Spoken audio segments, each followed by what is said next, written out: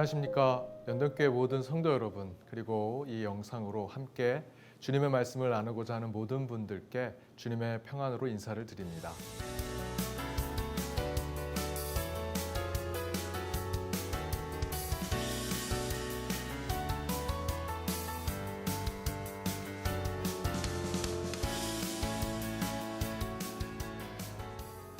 (2021년도에는) 지역 전체 모임으로 우리 성도 여러분을 뵐 수 있을까 했는데 아직 때가 아닌가 봅니다.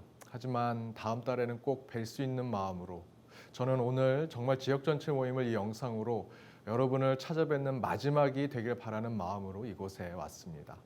그럼에도 불구하고 오늘 함께 나눌 말씀의 주제 가운데 큰 은혜가 있으시길 바라고 이 말씀으로 더욱 우리 연동교회가 나아갈 길을 찾아가는 저와 여러분이 되기를 소망합니다. 2021년도 첫 지역 전체 모임 말씀의 주제는 주님의 기도입니다.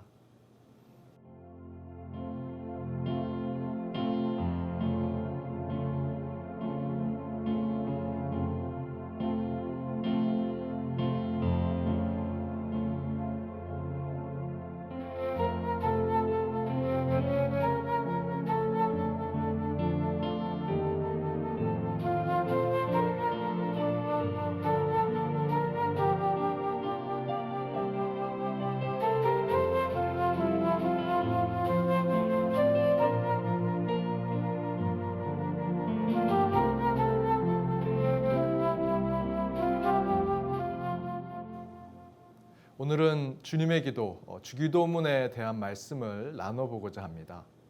먼저 왜 예수님은 우리에게 기도를 가르쳐 주셨는가?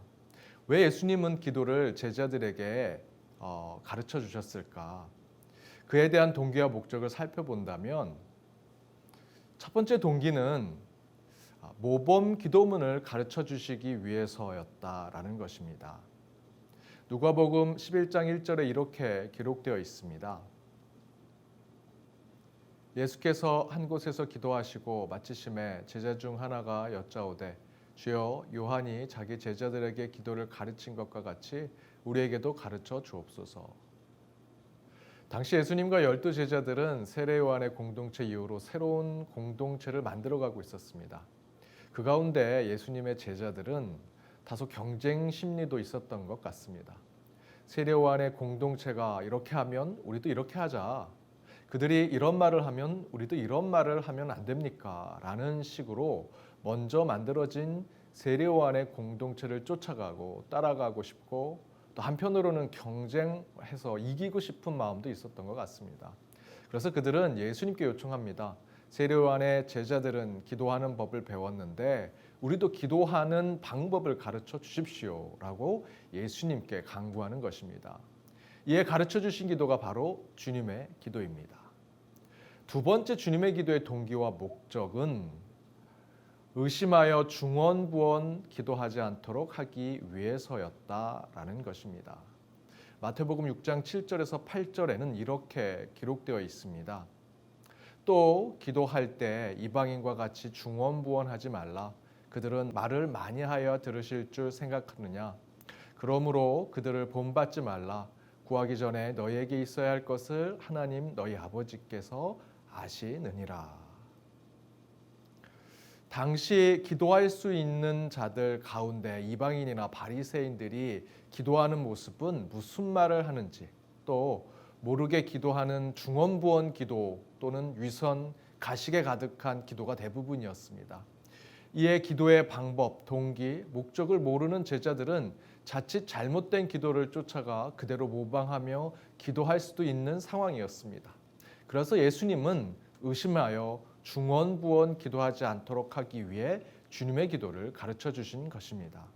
따라서 예수님께서 이렇게 기도를 가르쳐 주시게 된 동기와 또 그 목적을 통해 더욱 우리에게 깨닫게 하시고자 하시는 기도의 목적은 더 이상 자기 필요를 위해 중언부언하지 말고 믿음의 토대 위에서 기도의 수준을 높여라 라는 것입니다.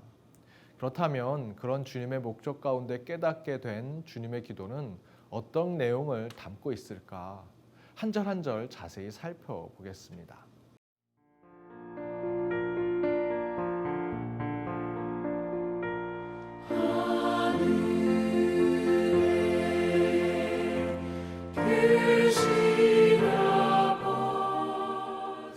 먼저 함께 한 목소리로 주님이 가르쳐 주신 기도를 읽어 보도록 하겠습니다.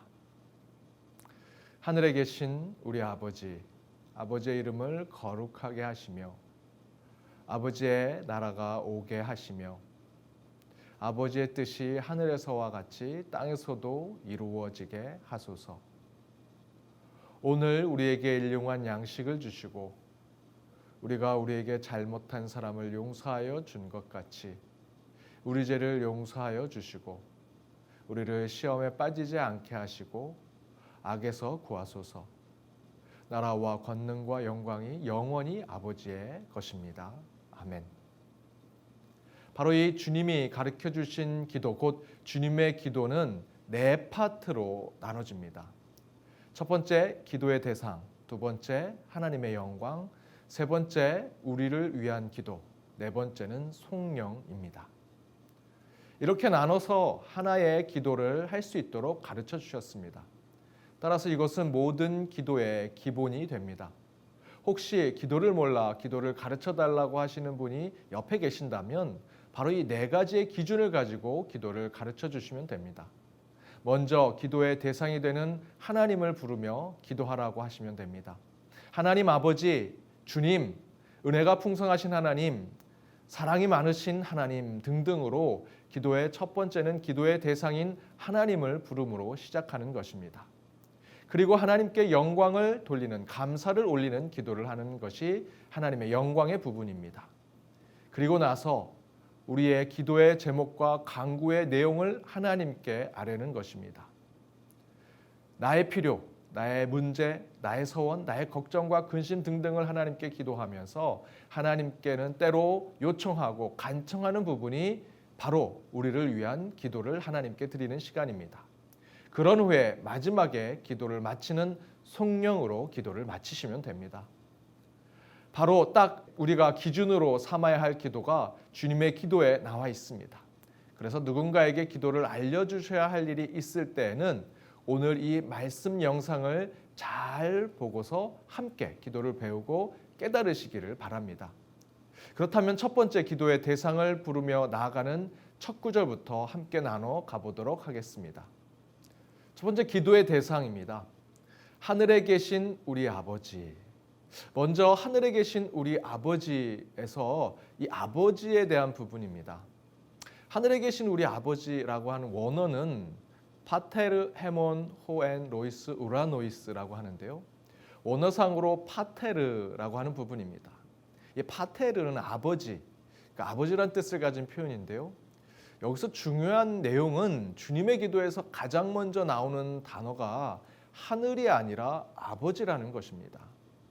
한국어 주기도문에서는 하늘에 계신이라는 표현으로 하늘이 먼저 나오지만 실제 원어 성경에서는 파테르, 헤몬이라고 하는 표현으로 파테르, 곧 아버지가 먼저 나옵니다.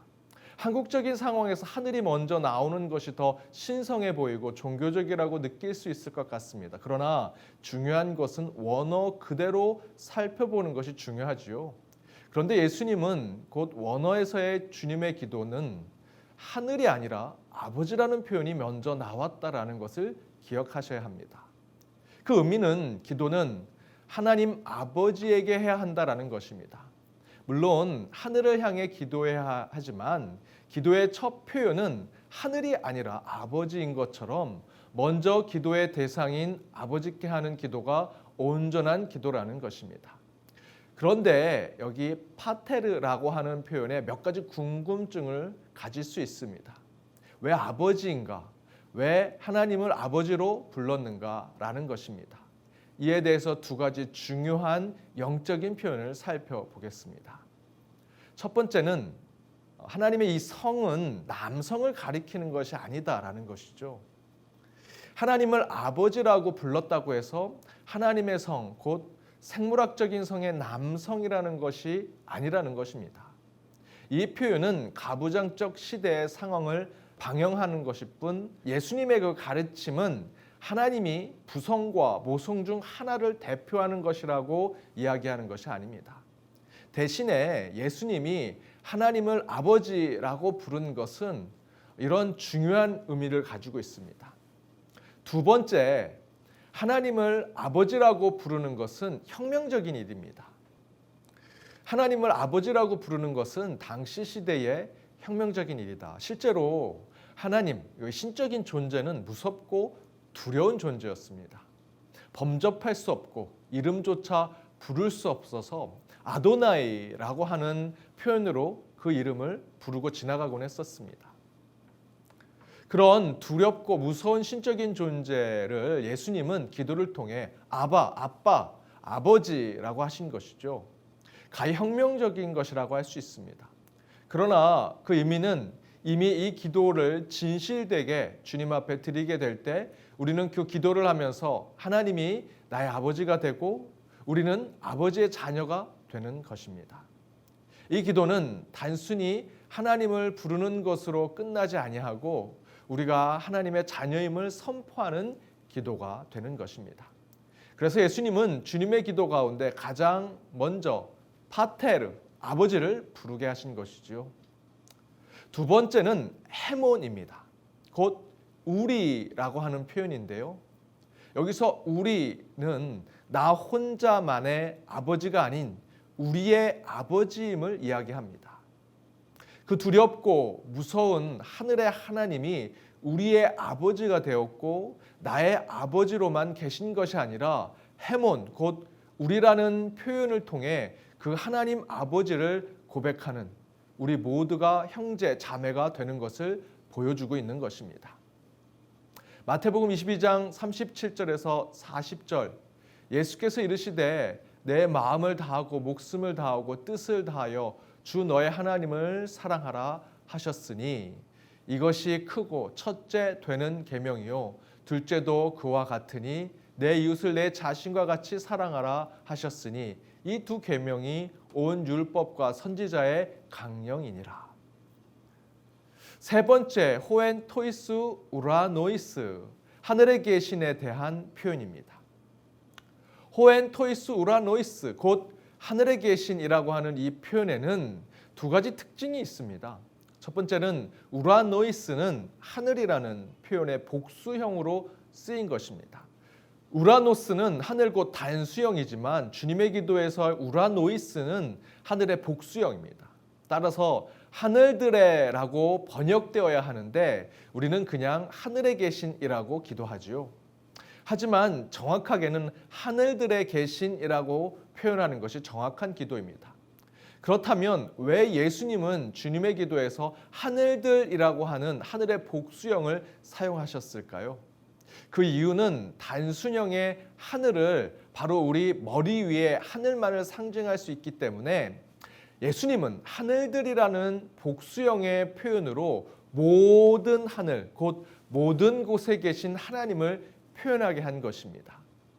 우리는 하늘하면 신성하고 거룩한 곳이라고 생각하는데 그래서 하늘에 계신이라는 표현으로 하나님이 거룩하고 신성한 곳에 계심을 기도하고자 하는 것 같지만 사실 주님의 기도에서의 하늘, 우라노이스라고 하는 표현은 세속의 땅의 반대로 있는 거룩한 곳에 계신 하나님을 상징하는 것이 아니라 모든 곳에 계신 하나님을 상징하는 것임을 기억하셔야 합니다.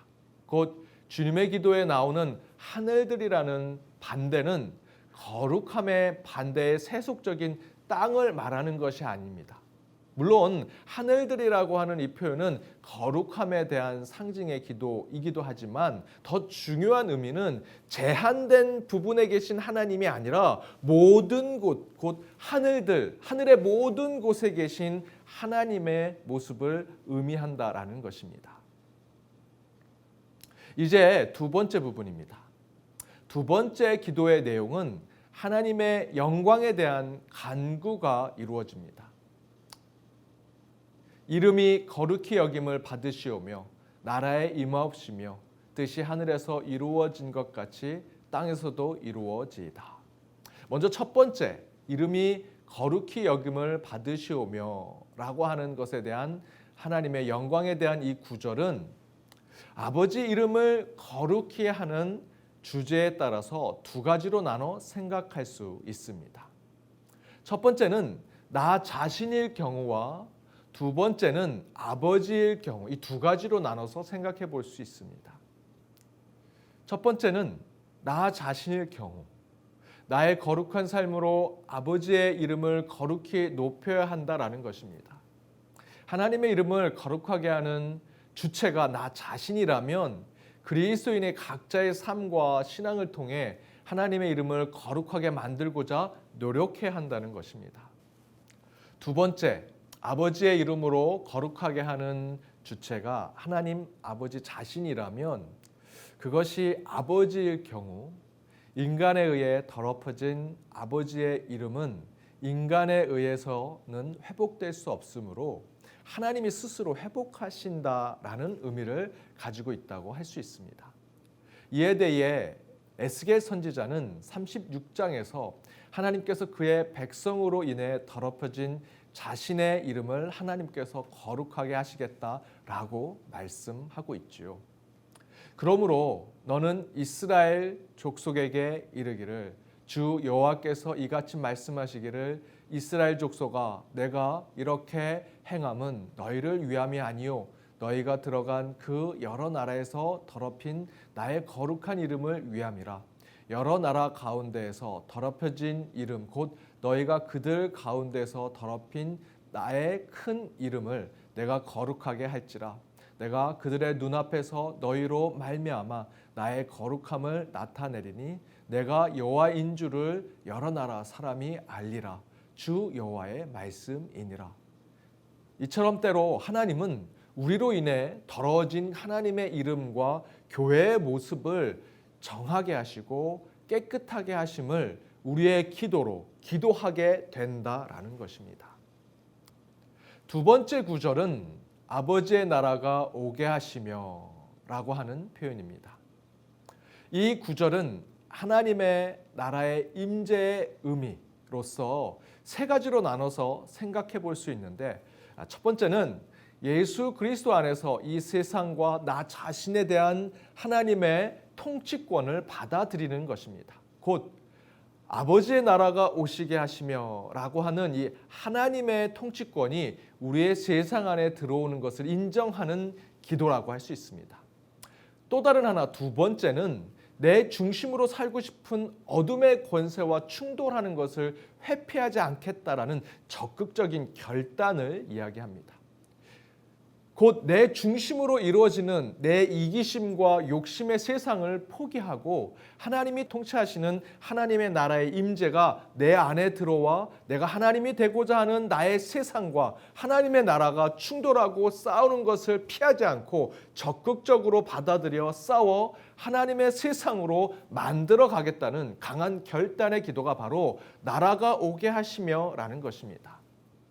그리고 마지막 세 번째 구절 아버지의 뜻이 하늘에서와 같이 땅에서도 이루어지게 하소서. 이 구절에서 하늘의 뜻이 땅에 이루어진다는 의미는 첫 번째 위를 지향하는 삶을 살라라는 것입니다. 골로새 3장 1절에서 2절에 이렇게 증거합니다. 그러므로 너희가 그리스도와 함께 다시 살리심을 받았으면 위의 것을 찾으라. 거기는 그리스도께서 하나님 우편에 앉아 계시느니라. 위의 것을 생각하고 땅의 것을 생각하지 말라. 여기서 하늘은 땅의 반대입니다. 하늘의 우라노라고 하는 이 첫 구절에서 하늘에 계신 우리 아버지여에서의 우라노이스 곧 모든 곳에 계신 하나님을 뜻하는 것과는 다른 의미를 가지고 있습니다. 이 구절의 하늘은 우리가 알고 있는 대로 거룩하고 구별된 상징을 이야기합니다. 따라서 하늘의 뜻이 땅에서 이루어진 것 같이 땅에서도 이루어진다라는 이 구절의 방점은 하늘의 뜻에 있다라는 것이죠. 하늘로부터 부름을 받은 자의 삶을 살겠다라고 하는 기도를 이야기하는 것입니다. 그에 대해서 이 구절이 가진 두 번째 의미는 하나님의 뜻을 이루기 위한 적극적인 삶을 결단하라. 뜻이 하늘에서 이루어진 것 같이 땅에서도 이루겠다는 것은 예수 그리스도의 삶과도 동일합니다. 곧 성육신하시어 이 땅에 인간과 동일한 삶을 사시는 것으로 하나님 나라의 꿈을 이루시려고 했던 바로 그 예수님의 모습을 우리의 소명으로 이루겠다는 기도가 바로 뜻이 하늘에서 이루어진 것 같이 땅에서도 이루겠다라는 뜻입니다. 곧 말씀에 사람이 되겠다라는 결단, 육화되겠다, 인카네이션을 말하는 것입니다. 하늘의 뜻, 곧 예수요, 예수의 삶이고 예수님이 남기신 말씀입니다. 따라서 우리는 예수님의 말씀대로 살겠다, 곧 예수 그리스도의 말씀이 나의 삶이 되겠다, 성육화된 삶을 결단하고 기도하는 것이 바로 이 표현입니다.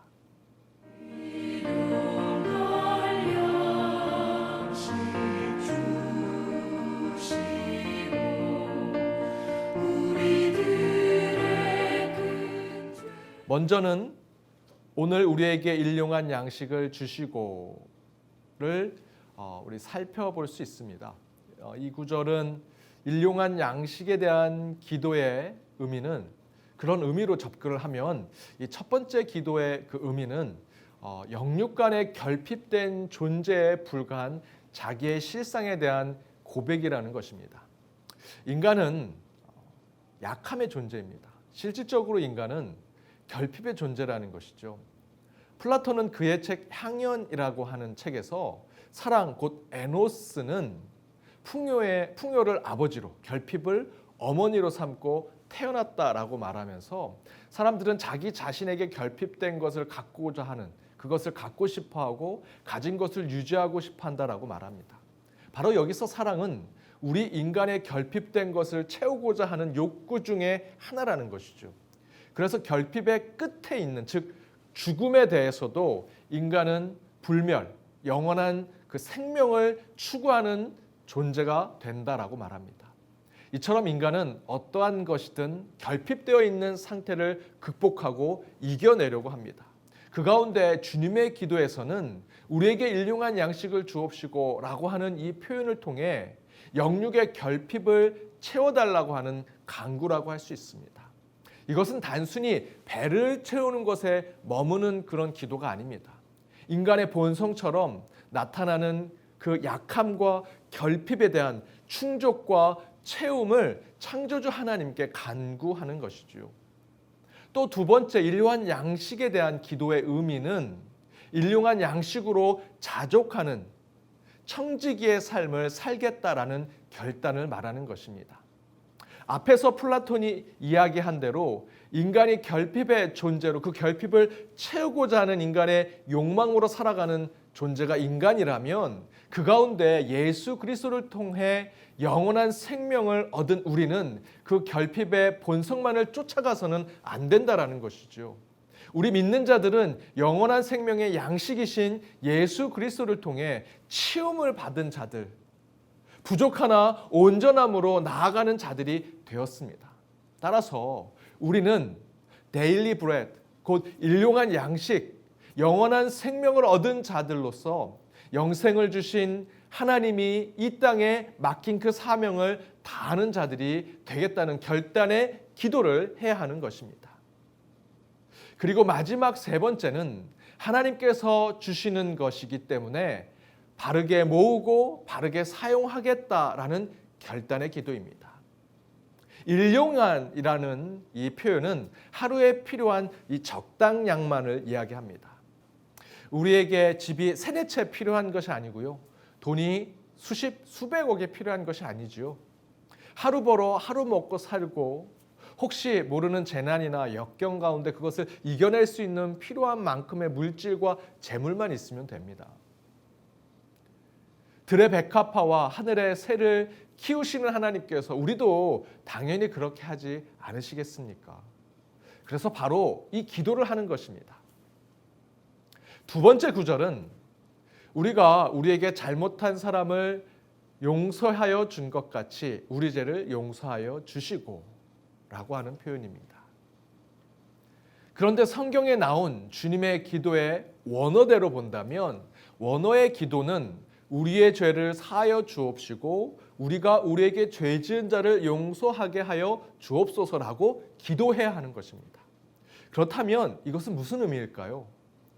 이 의미는 곧 우리는 하나님의 용서 없이는 살 수 없는 것을 말하는 것입니다. 여기서 이 죄는 오페일 레마타라고 얘기합니다. 곧 빚, 채무라고 하는 뜻으로 사용되는 단어입니다. 그러한 빚을 지고 채무가 있는 것이 죄라면 그 죄에 대한 용서는 곧 빚을 탕감하는 것이 되겠죠. 그 이야기는 곧 죄는 관계적인 것을 말합니다. 죄는 가해자와 피해자가 있는 것입니다. 죄를 진 자와 죄로 인해 어려움을 당한 사람이 있다라는 것이죠. 따라서 주님의 기도에서 우리의 죄를 하나님께서 사해 주시는 것에 따라 우리도 우리에게 죄를 지은 자를 용서하는 관계적인 회복이 화해와 용서가 되는 상징이 되는 기도라고 할 수 있습니다. 세 번째 구절은 우리를 시험에 빠지지 않게 하시고 라고 하는 표현입니다. 여기 안에는 흥미로운 것이 있습니다. 곧 주체가 하나님이면 훈련이 되고요. 사단이면 유혹이 된다는 것입니다. 이에 대해서 이 표현을 세 가지로 그 의미를 살펴보면 첫 번째는 주님의 도움이 없다면 우리는 모두 사단의 유혹에 넘어질 수밖에 없는 연약한 존재임을 재인식하는 기도라는 것입니다. 사단은 우는 사자가 되어 항상 우리를 노리고 있습니다. 언제 어디서든 우리는 사단의 유혹과 시험에 넘어갈 수밖에 없는 존재입니다. 그래서 우리는 시험에 들지 않게 해달라고 기도해야 하죠.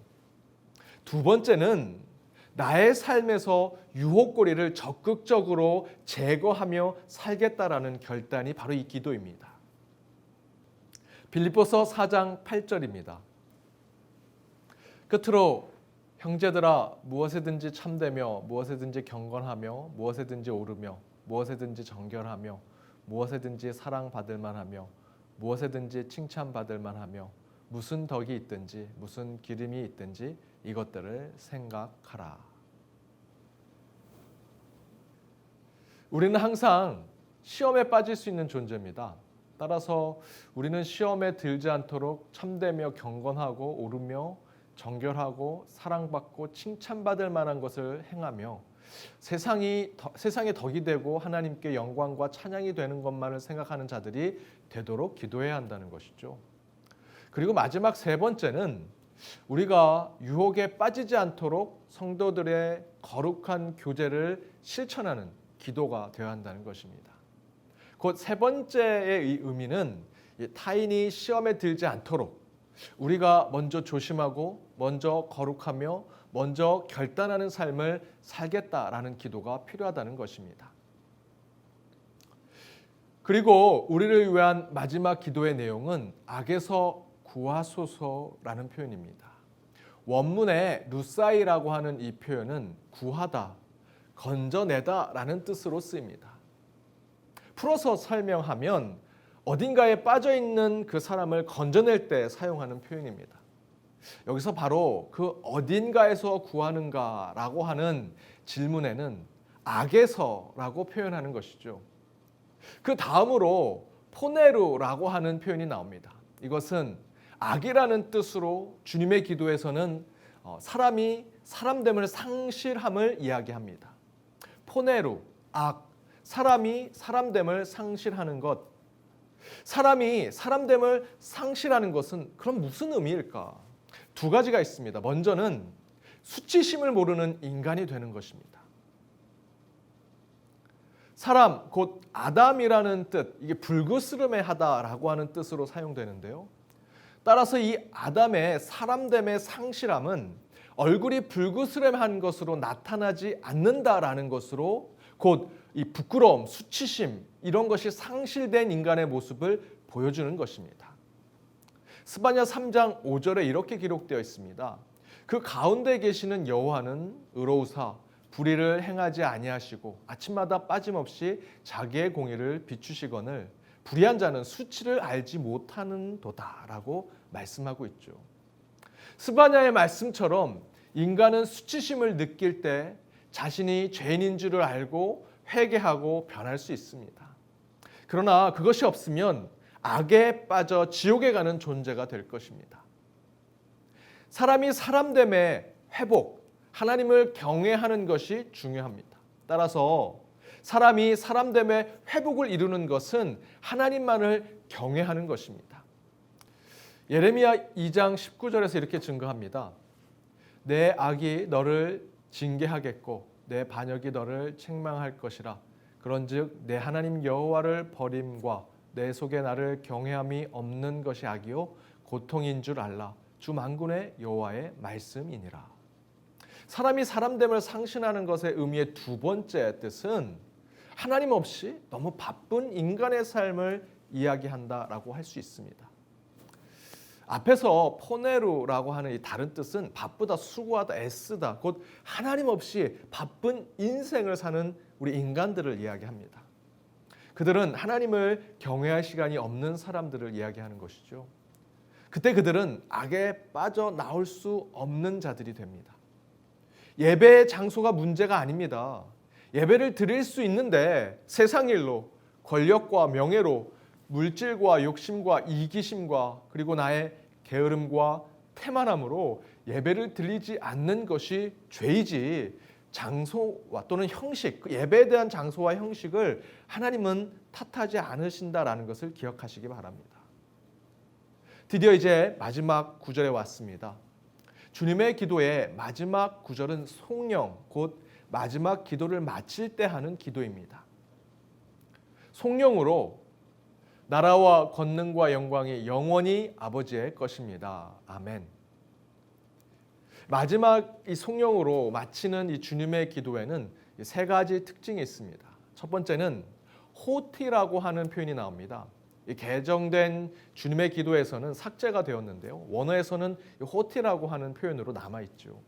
이 호티라는 뜻은 대개, 왜냐하면이라는 뜻입니다. 풀어서 말하면 내가 하나님께 이런 기도를 드리는 이유는 이라는 뜻입니다.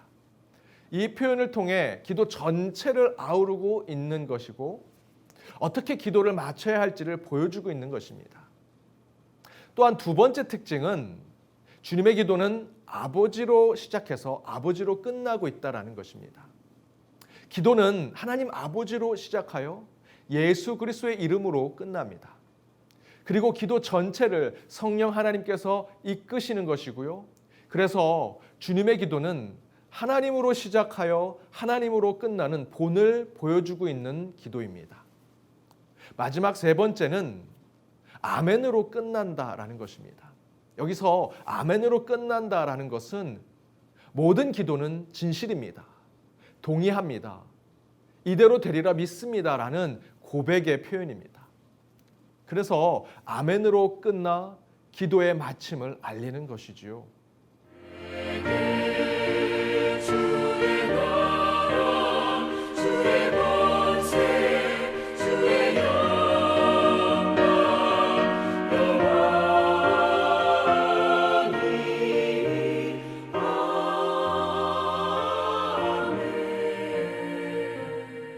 그렇다면 이 주님의 기도의 신앙적인 의미는 무엇일까요?